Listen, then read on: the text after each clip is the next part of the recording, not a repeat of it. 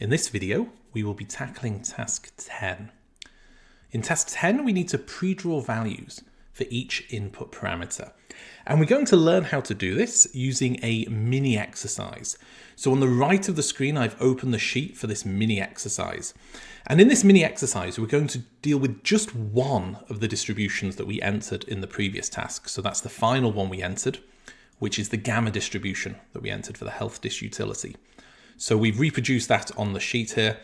And instead of pre-drawing 1,000 or 10,000 values, which is what we would do in a model that we were using for production, we're just going to draw 10 values, that's all. So just 10 iterations for one parameter.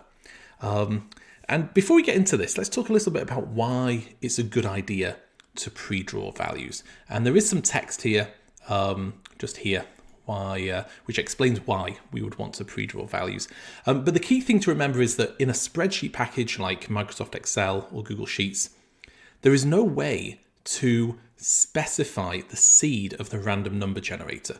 So on a computer, the random numbers we use are not entirely random. They're pseudo-random numbers. They are derived from an algorithm, and the seed of that random number generator allows you to specify where the algorithm begins, and it allows you to predict that sequence of random numbers. Now you might think, why would you want to do that? Don't you want your random numbers to be random? Well, the purpose of using random numbers is to ensure that we have sampled appropriately from across the entire distribution. It's actually desirable to have a predictable sequence of random numbers because it allows us to reproduce our work later. You can run your model again the next day or the next month or the next year and get exactly the same results out of that model if you have seeded the random number generator or you have pre-drawn the values that you're using. And that's really important for the reproducibility of your model.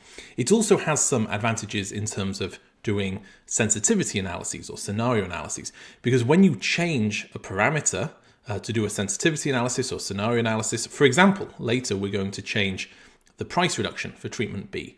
We'll change it from 0% to 10%. What we want is for any change in the results that arises following this change in the inputs to be solely as a result of that change in the input parameter. If we don't seed the random number generator or pre-draw values, well then it could be, some of that difference could be due to a different set of random numbers.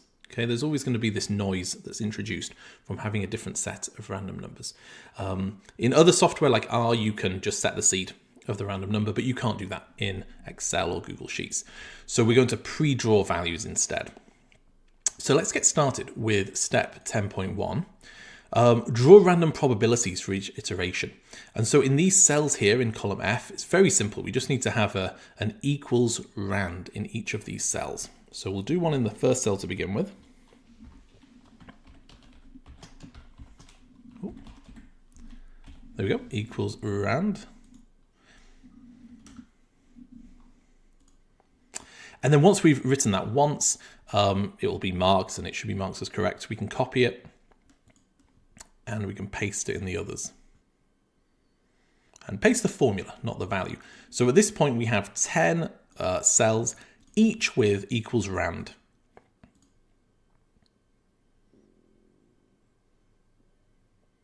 Okay, so that's the end of step 10.1. Step 10.2 has been unlocked, and this time we have to sample one random probability from each of these random functions. So every time the model updates, each of these cells updates, right? They're volatile. And so what we need to do is select these 10 cells, copy them, select the range next to it, go to paste special and values. Usually in this exercise, we go to paste special formula only. This time it's values only. So what we want are just a single draw from each of these random functions, right? So we get a fixed value in each of these cells that is a random value, but it does not update each time we update the spreadsheet. And we have 10 of these random values. Okay, so that brings us on to step 10.3, which is that we need to make draws from a gamma distribution, which we've done before. But previously, when we made these draws, the probability came from a cell that was volatile, that was just giving us equals rand. And so that gamma, that function that was giving us a draw from a gamma distribution was updating every time the spreadsheet updates. We want to do something slightly different here. We're going to do a draw from a gamma distribution, given the shape and scale parameters that we have on this sheet. But we're going to use this as the probability value in column G. So that's a fixed value. So let's put that into column I. So equals gamma.inv, open a bracket. The probability is going to be this value here, which is a static value. And then we're going to use the shape and the scale parameters. And before I press enter, this is going to get copied down. And when it gets copied down, I want the G44 to get updated to G45, G46, G47 to pull in these different probabilities. I want that.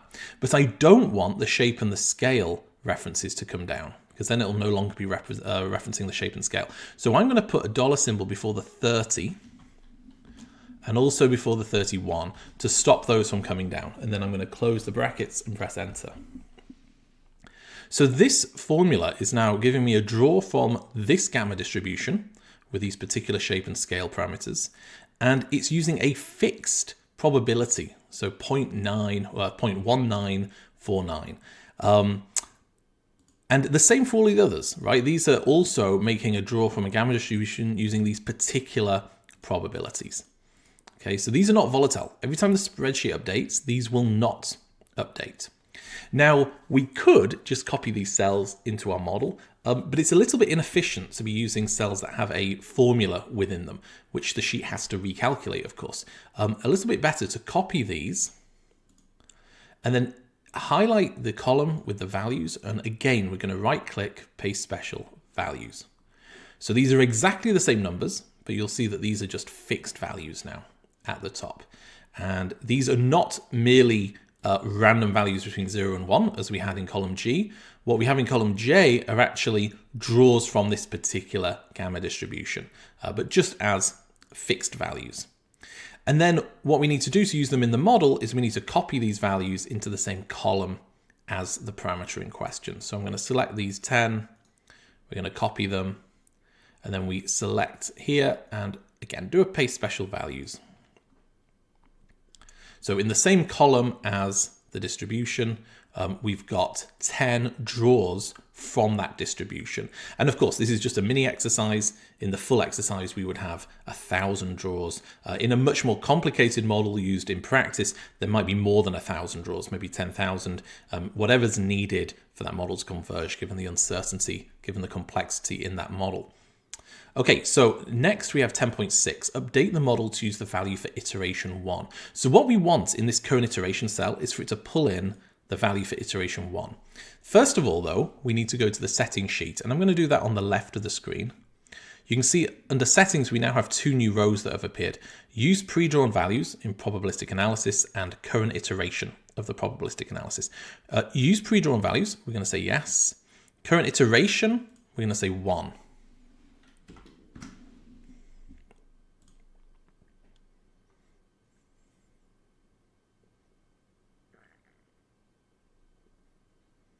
Okay, so that step is completed. I'm going to go back to the instruction sheet. And it's now asking us to enter a formula into the current iteration cell.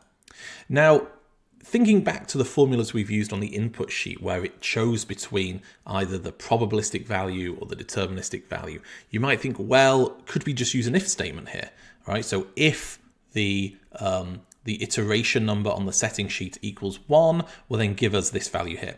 Otherwise, if it equals 2, give us this one. Otherwise, if it equals 3, give us this. You could do that, and you probably would be able to get away with it for 10. It would be tedious, but you could do it for 10. But this just isn't going to work when you have 1,000 or more iterations. You're not allowed that many nested if statements, and it's just a bad idea, right? So you need a different approach. So we're going to use something called the X lookup function. And this is a relatively new function. It was just introduced in 2022 into Google Sheets, and it replaces older functions, including lookup, HLOOKUP, and VLOOKUP. So for those of you who have used spreadsheets for many years, you may be familiar with these. You might not be familiar with XLOOKUP, and there are a number of advantages for using XLOOKUP over VLOOKUP. So that's the one we're going to use.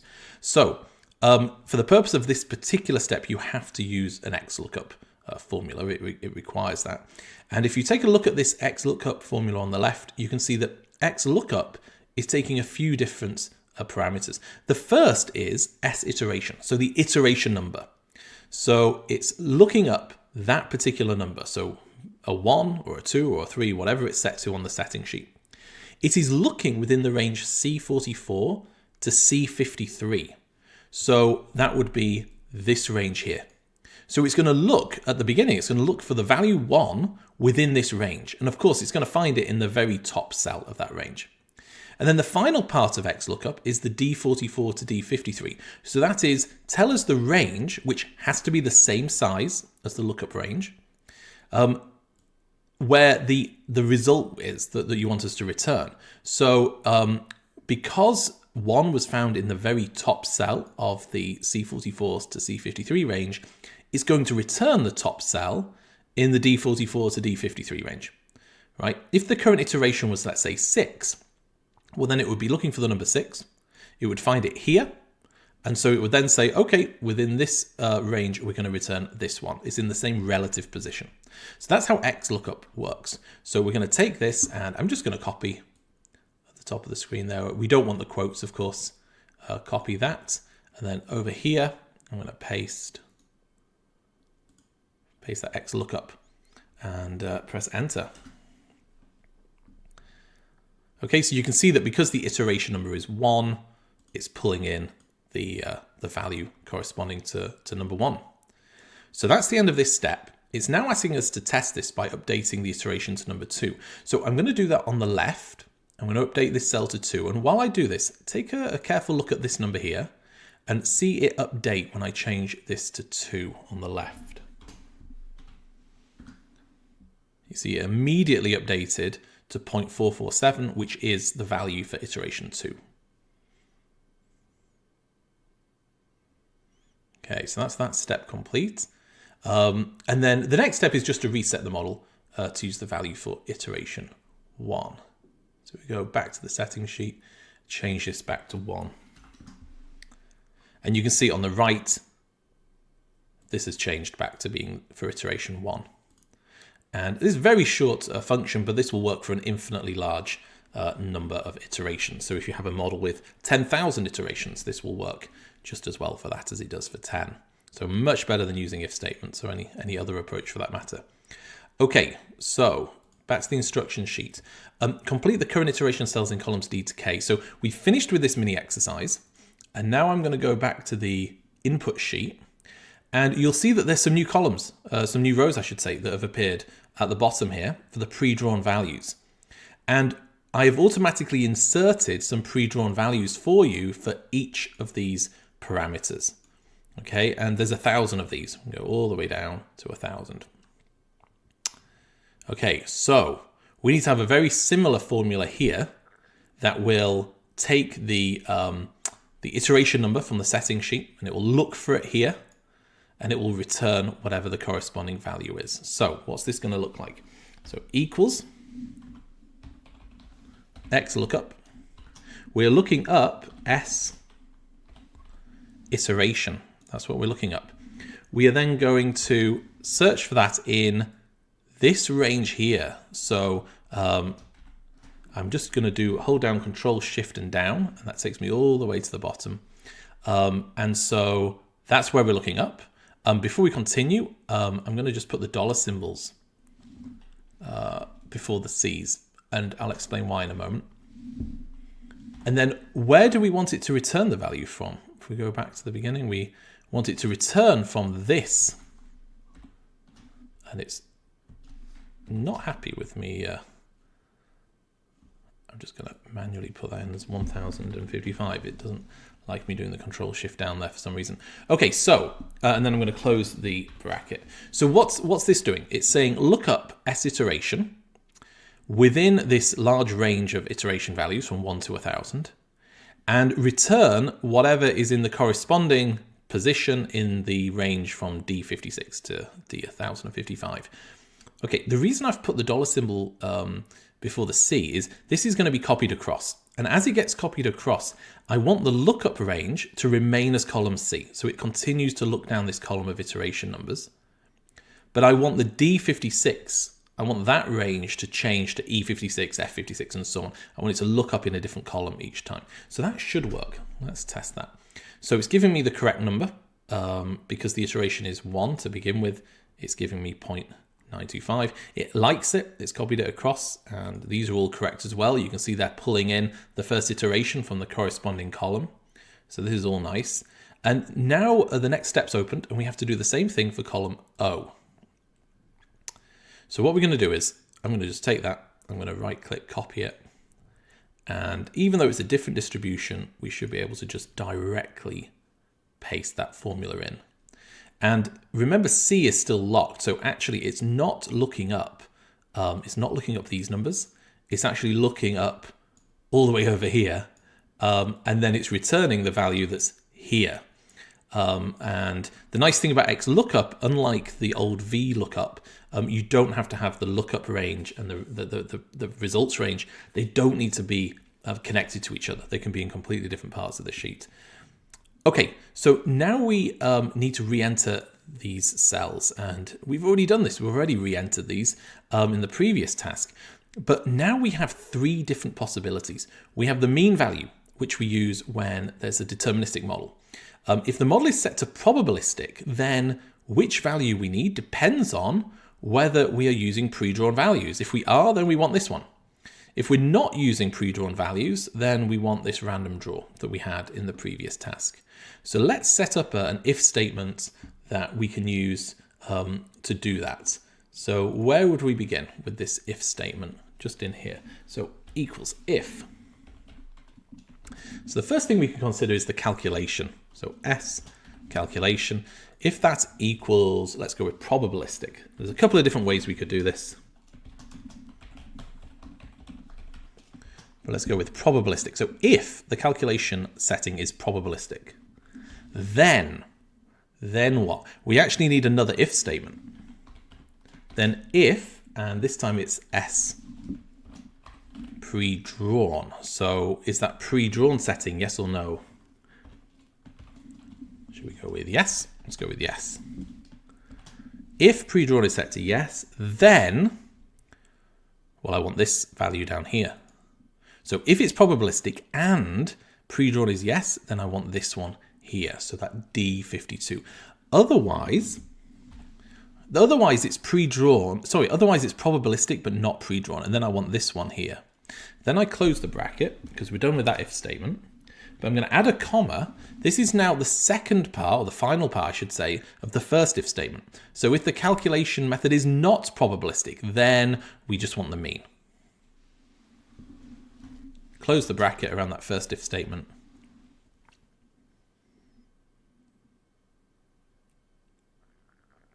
Okay, it likes it. So we're going to copy that. And we're going to paste it here.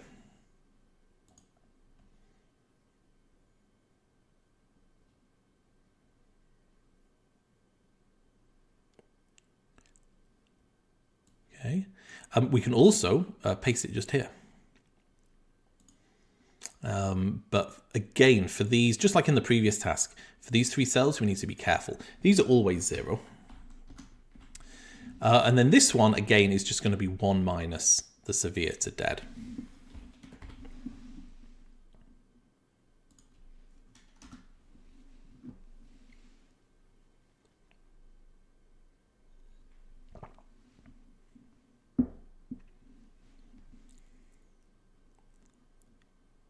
Okay, so that's unlocked the next step, which is 10.13. Complete the current iteration cells for the relative risks. So if we move across to the right, we can now see the relative risks again.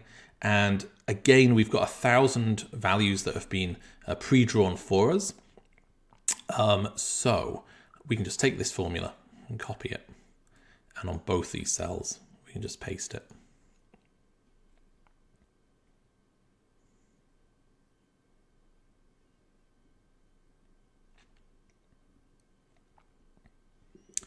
And then the next step is to do the current value cells. Well, again, we can just select this one and copy it. Even though it's a different distribution, that logic is still the same. Okay, this is pulling in the value from down here because probabilistic is enabled, and using the pre-drawn values is enabled. So that's why it's pulling in values from this row here. Okay, we don't need to change these or these. We're all the way over to the other healthcare costs. But do you know what? I'm going to go back quickly and I'm going to borrow this formula. And we'll paste it in here.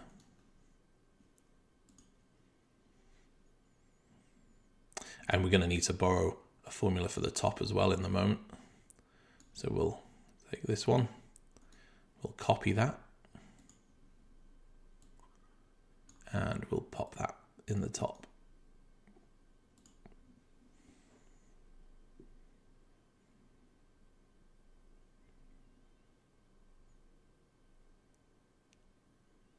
Okay, just a few more steps to go here. We need to do the same thing for the health utilities. So let's copy that formula. Let's paste that.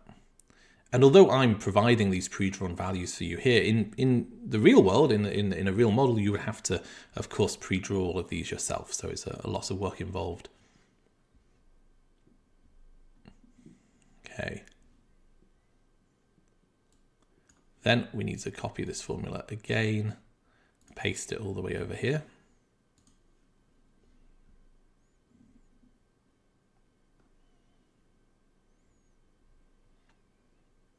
Okay, the next step is 10.19. We're nearly there.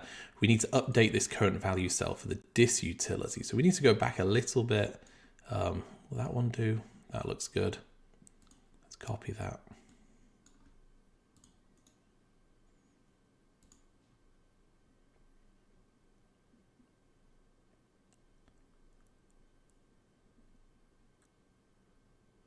Okay, and then finally, we need to do these current value cells so we can copy the formula from the dis utility into asymptomatic and mild.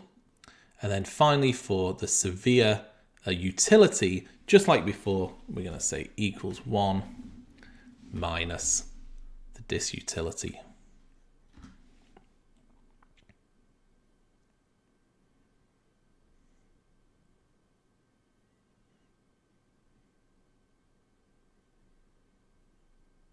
Okay, fantastic. So that brings us to the end of task 10. In the next task, task 11, we're going to conduct a probabilistic a Monte Carlo simulation in order to propagate all of our probabilistic values through the model. Really important part of the probabilistic analysis, that Monte Carlo simulation. So I will see you in the next video for task number 11.